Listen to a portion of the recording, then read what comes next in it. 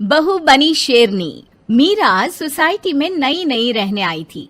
एक रोज उसकी पड़ोसन कहती है, हाय, मेरा नाम तमन्ना है, मैं पास के घर में रहती हूँ। आप नई आई हैं तो सोचा मिलाऊं। अच्छा किया, आइए ना बैठिए, मैं आपके लिए चाय लेकर आती हूँ। अरे नहीं, चाय तो मैं साथ लाई हूँ। सोचा आपने अभी अपना किचन सेट किया होगा कि भी नहीं। ये तो अच्छा किया, सच बहुत मन था चाय पीने का। ये मेरे हाथ के नमकीन खाइए। मीरा और तमन्ना में दोस्ती हो जाती है, लेकिन धीरे धीरे पता चलता है कि दोनों हैं एक दूसरे से बिल्कुल अलग। एक दिन दोनों पार्क में घूम रही थी कि एक लड़की मीरा को देखकर कहती है, कैसे रंग की साड़ी पहनी है, एक तो इतनी गर्मी, ऊपर से चटक रंग, कितनी गवार दिख रही है ना ये पीली साड़ी वाली। हाँ, और बाल भी कैसे उड़े उड़े हैं। तमन्ना को गुस्सा आ जाता है। हाँ, तो उसके उड़े हैं ना, तुम लोगों को क्यों जलन हो रही है? और रहा सवाल साड़ी के रंग का, तो जरा फैशन सेंस ऑन करो। इस समर ये रंग ऑन फैशन है, समझी? वो दोनों लड़कियां तमन्ना से लड़ने आ जाती हैं कि अरे छोड़ ना, जी रहने दीजिए। हाँ, सही कह रही हैं, खराबी तो है मेरे बाल और साड़ी, आप प्लीज जाइए यहाँ से। अरे क्यों इतना स्वीट बनती है तू सबसे? हर किसी को जवाब दिया करना। अरे क्या करना है, वो बुरा बोल रहे हैं तो अपना मुंह भी खराब कर ले क्या? ऐसा नहीं होता है, किसी की बुरी बात सुनने का मतलब है कि वो लोग सही बोल रहे थे। अरे किसी के बोलने से क्या होता है, हम क्यों अपना मुंह खराब करें? खैर, मीरा शांति से रहती, बच्चों को देखती खिलाती। उसका पति काम के सिलसिले से हमेशा बाहर ही रहता था, तो वो कोशिश करती कि उसके बच्चों को किसी भी चीज की कमी ना हो। एक रोज सास कहती है, अरे सारा दिन बच्चों में लगी रहती है। पता है बेटा यहाँ नहीं रहता मेरा, लेकिन मजाल है कि ये मेरा ख्याल रख ले। माफ करिए माँ जी, वो मयंक को स्पीच थेरेपी दिलाने ले गई थी, मैं अभी आपकी चाय बना देती हूँ। अरे चाय नहीं चाहिए, चाय पिला पिला कर मार दे तू। तेरे बाप ने बोला था कि शादी के वक्त 2 लाख देने के लिए, अभी तक 1 लाख दिए हैं, बाकी के पैसा कब देगा? बच्चे हो गए लेकिन दहेज पूरा नहीं दिया। माँ जी, वो पैसे उन्होंने मयंक के पापा को बिजनेस लगाने में जो मदद की थी ना, उसमें दे दिए थे। अरे वाह जी वाह, उसमें तो देना ही पड़ेगा ना, वो तो अलग से पैसे थे। तू रोज खाती है पीती है, उसके पैसे कहाँ से आएंगे? और ये तेरे बच्चे। तभी मीरा को गुस्सा आ जाता है।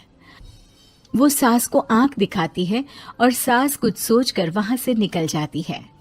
तभी वहां मीरा की दोस्त आ जाती है। क्या कह रही थी? कौन से पैसे ले लिए तेरे पापा ने? मीरा मुस्कुरा देती है।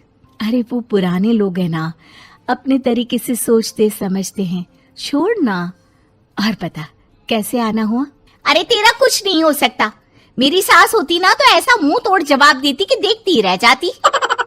मीरा मुस्कुरा देती है। मीरा सारा दिन घर का काम करती, शाम को तमन्ना के साथ अपने बच्चों को लेकर पार्क में जाती, जहां दोनों के बच्चे मिलजुल कर खेलते। अच्छा तमन्ना, मैं कुछ दिन बिजी रहूंगी, हस्बैंड आ रहे हैं ना, तो अगर मैं ना आ सकूं तो तुम आ जाना बिना कुछ सोचे। मीरा घर आ जाती है, जहां पति पहले से ही मौजूद होता है। तो मोहतरमा, वक्त मिल गया पति के लिए?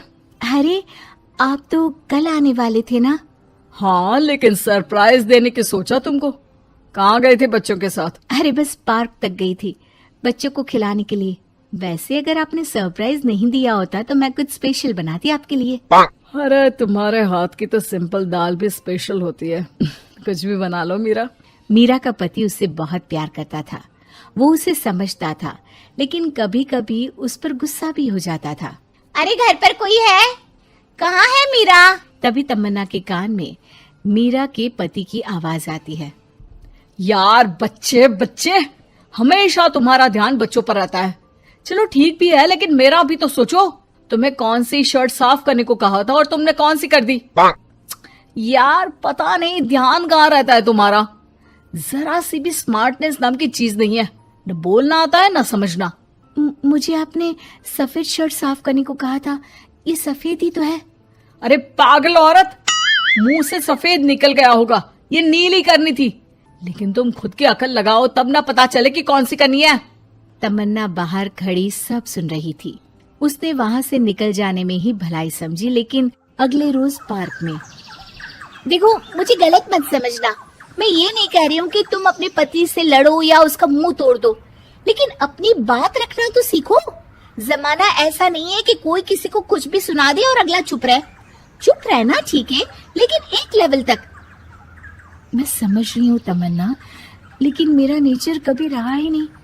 हाँ, मुझे भी गुस्सा आ जाता है, लगता है गलती कहाँ है, पर समझ में ही नहीं आता कि बोलूं क्या। खैर, बात आई गई हो जाती है। एक दिन मीरा के घर में बैठ तमन्ना और मीरा चाय पी रहे होते हैं कि वहां मीरा का बेटा रोते हुए आता है। मीरा घबरा जाती है। क्या हुआ बेटा? बेटे का रो रो कर बुरा हाल होता है। वो सिसकियां भर रहा होता है। क्या हुआ बेटा, कुछ तो बताओ। तभी पीछे से मीरा की बेटी भी आ जाती है। क्या हुआ भाई को बेटा? माँ, नीचे एक अंकल ने उसकी हंसी उड़ाई, उसे तोतला बोला।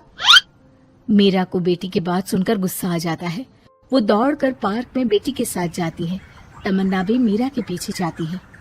कौन थे अंकल? हाँ, वो लाल शर्ट वाले। क्या आपने मेरे बेटे को तोतला बोला? हाँ, क्योंकि वो तोतला रहा था।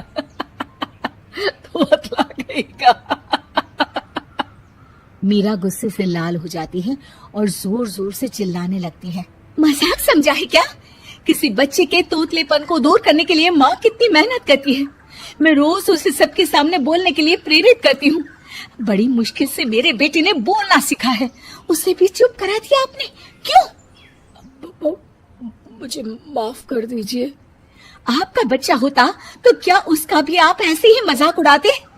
देख लीजिए मिस्टर, साफ बता दे रही हूँ, भूल से भी मेरे बच्चों का मजाक उड़ाने की कोशिश की तो बहुत ज्यादा बुरा हो जाएगा। तमन्ना दूर खड़ी मीरा का ये रूप देख रही होती है। वो समझ जाती है कि एक औरत के अंदर की शेरनी तभी जगती है जब उसके बच्चे को कुछ कहा जाए।